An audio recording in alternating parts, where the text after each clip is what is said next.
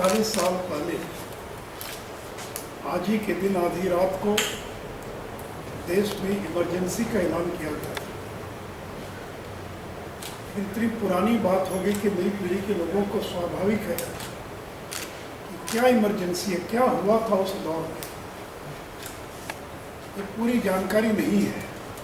आज हम लोग का ये प्रयास हो पार्टी के द्वारा पूरे देश में किया जा रहा है कि हम नई पीढ़ी के लोगों को बता सकें कि इमरजेंसी में क्या हुआ था।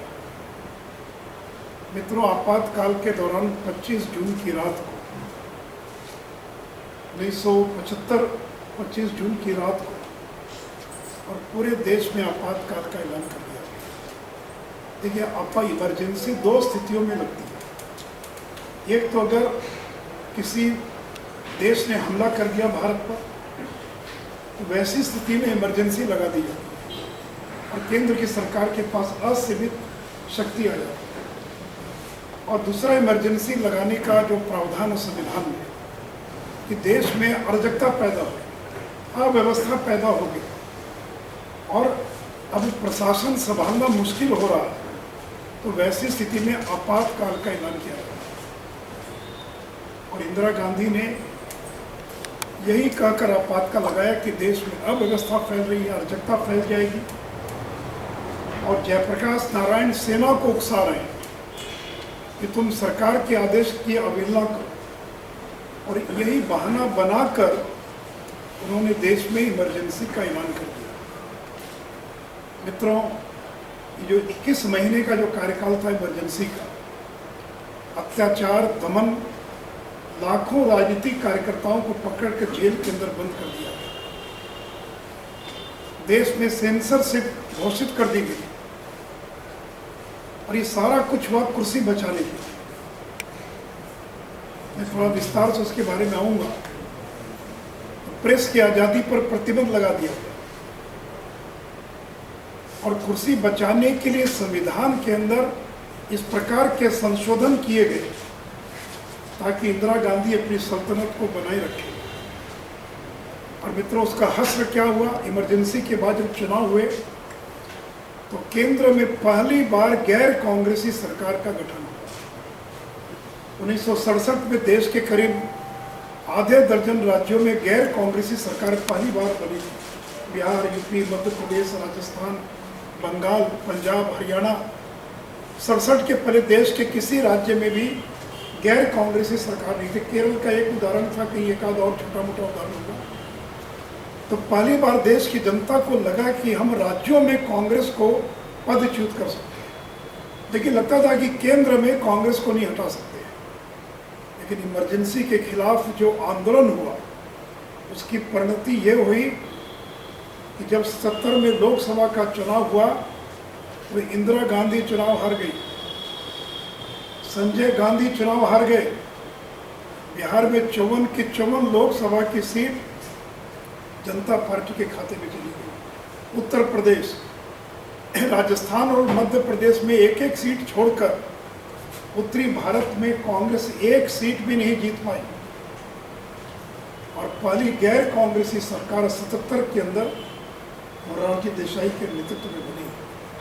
तो मित्रों, आज हम उस इमरजेंसी की जब याद कर रहे हैं तो थोड़ी हम पृष्ठभूमि में जाना चाहेंगे।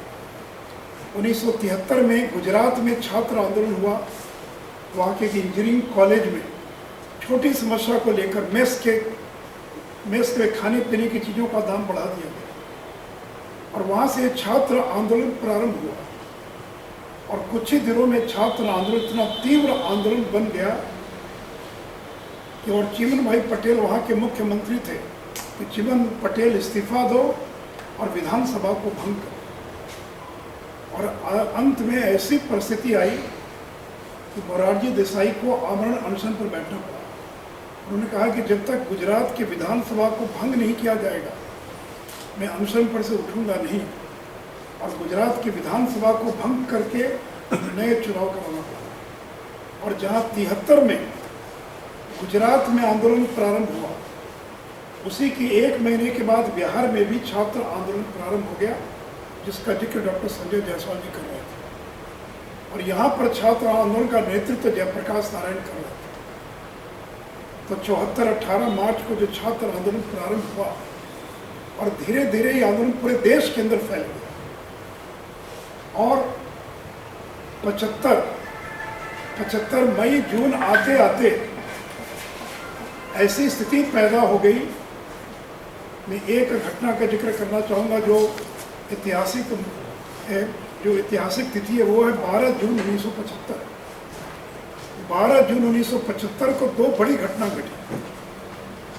गुजरात का परिणाम उसी दिन आया जो विधानसभा भंग करके जो चुनाव करेगा और गुजरात में कांग्रेस पराजित हो गई और पहली बार गुजरात में जनता पार्टी की तो जो इमरजेंसी लगी हिंदुस्तान के अंदर वो केवल एक परिवार की सल्तनत को बचाने के लिए।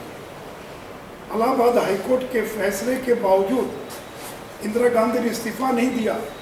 रोज धरना प्रदर्शन होने लगा प्रधानमंत्री आवास के सामने। इंदिरा गांधी ये परिहार है, उनके बिना देश नहीं चल सकता है, आपको इस्तीफा नहीं देना है। और तब इंदिरा गांधी ने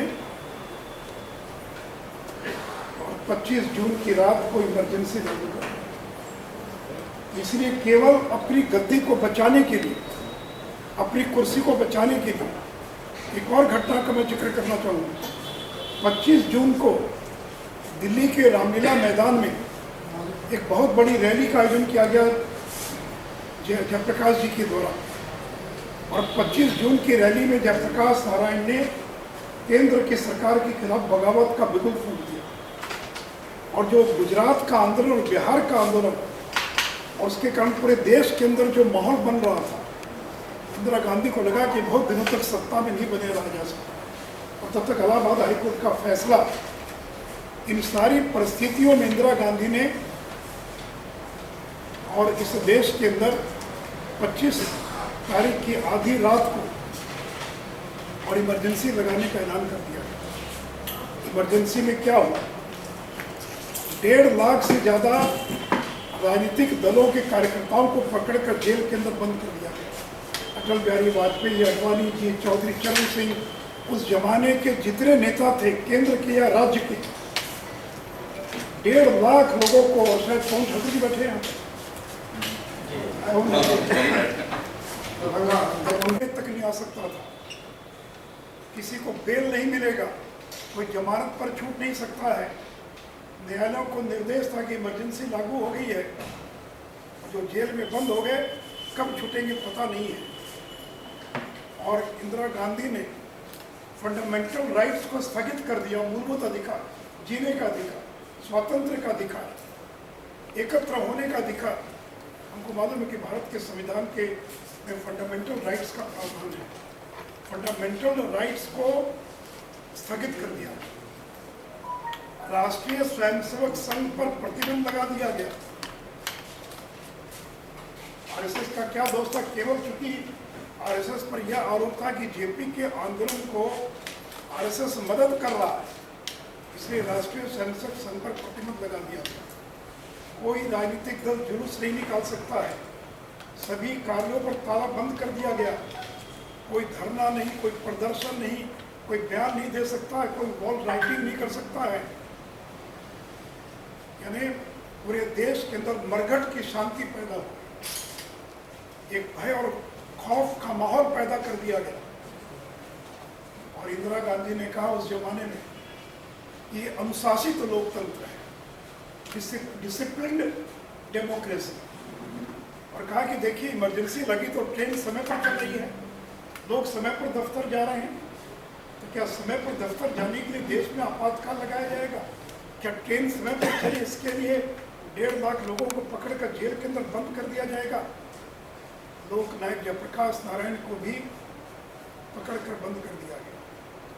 मेरे मित्रों, उस जमाने में और हिटलर से प्रेरणा ली इंदिरा गांधी ने। अरे बात और बता दो, अभी आदरणीय राजनाथ सिंह जी रशिया गए हुए 3 दिन के दौरे पर थे, तो पूरे यूरोप में मई महीने के अंदर, मई जून महीने में, और सेकंड वर्ल्ड वॉर में जर्मनी से जो मुक्ति मिली यूरोप को, उसके मुक्ति का पर्व विजय दिवस के रूप में मनाया जाता है। और इंदिरा गांधी ने उसी हिटलर से प्रेरणा ली और हिटलर ने 20 सूत्री का कार्यक्रम, उसने भी एक कुछ 10 या 20 पॉइंट प्रोग्राम अनाउंस किया था। आज जो 20 सूत्री कार्यक्रम आप सुनते हैं, इंदिरा गांधी ने इमरजेंसी में, ये हमारी अर्थ नीति है, 20 सूत्री कार्यक्रम, लेकिन नस कटा सकते हैं। यानी इतना खौफ पैदा हो गया कि लोगों ने घरों में सोना बंद कर दिया। पूरे देश और बड़े पैमाने पर सड़कों के चौड़ीकरण के नाम पर डिमोलिशन ड्राइव जो है ये प्रारंभ है। और मैंने जैसे प्रारंभ में कहा कि अखबारों पर प्रतिबंध लगा दिया गया। दिल्ली में बहादुर शाह जफर मार्ग है, जहाँ सभी देश के बड़े अखबारों का दफ्तर है। 25 जून की रात को उसका बिजली का लाइन काट दिया गया ताकि अगले दिन कोई अखबार प्रकाशित न हो सके। और फिर सेंसरशिप लगा दिया गया। सेंसरशिप का मतलब क्या कि अखबार में कौन सा समाचार छपेगा ये सरकार तय करेगी। हर बड़े अखबार के दफ्तर में एक पदाधिकारी को बैठा दिया गया और वो तय करेगा कि कौन सा समाचार जाएगा, कौन सा समाचार नहीं जाएगा। हम लोग जब इमरजेंसी में जेल में थे तो अखबार जो आता था उसमें अगर कोई पॉलिटिकल समाचार है तो उसमें स्याही पोती रहती थी ताकि जेल में बंद व्यक्ति कोई पॉलिटिकल समाचार को जो है और न दे सके। उस समय इंडियन एक्सप्रेस अखबार था, स्टेट्समैन, ये दोनों अखबार ऐसे अखबार थे जो आज़ादी के प्रतीक बन गए, प्रेस की आज़ादी के प्रतीक बन गए। और इंडियन एक्सप्रेस के मालिक रामनाथ गोयनका, कुलदीप नैयर, सियार ईरानी, इनको कांग्रेस की यात्राओं को झेलना पड़ा। इंडियन एक्सप्रेस के बिल्डिंग को ढहाने का प्रयास किया गया। सुप्रीम कोर्ट के